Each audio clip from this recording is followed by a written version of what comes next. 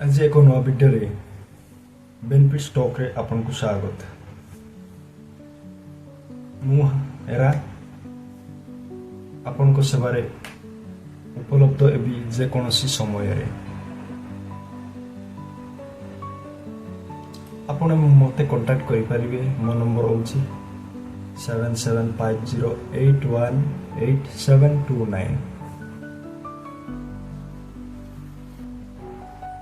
मु आज बतैबा पाई चाहूँगी जे आपण किपरि घरे रही सीएससी उपलब्ध करि परिबे।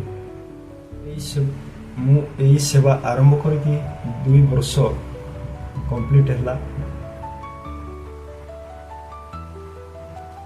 मु बाबुची ना कोन एई कथा को मु बहुत मात्रा रे शेयर करिवे एवं शेयर करके लोक मन को जणाइबे मोर भावना। चलो हमें जानिबा सीएससी रो आपन को सेवा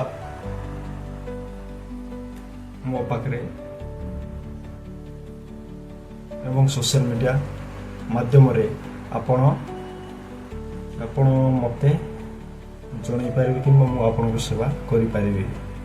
चलंतु गोटे गोटे करी हमें डिस्कशन करिबा। नंबर 1 हैला आपण कास्ट इनकम रेसिडेंट रो सुविधा पाई पारिबे।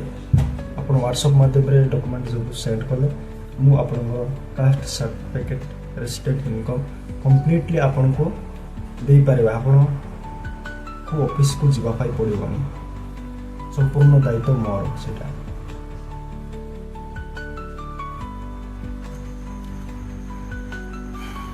तापरे 2 नंबर होची आधार कार्ड रो एड्रेस अपडेट, जोटा कि तळे जो एड्रेस थिबो सेटा एड्रेस करि पारिबो।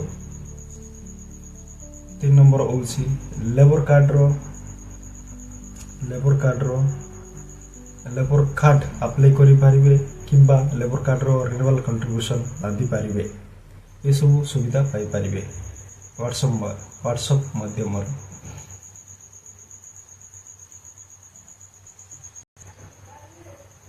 आपण जदि स्टूडेंट को जॉब रे रिज्यूम मागिबे रिज्यूम बनै पारिबे एवं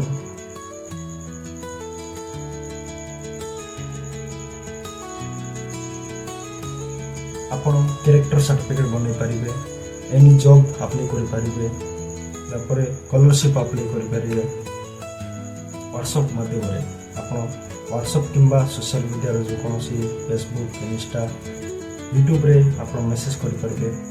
मो नंबर डायरेक्ट मते कॉल करि परिबे किंबा मेसेज करि परिबे।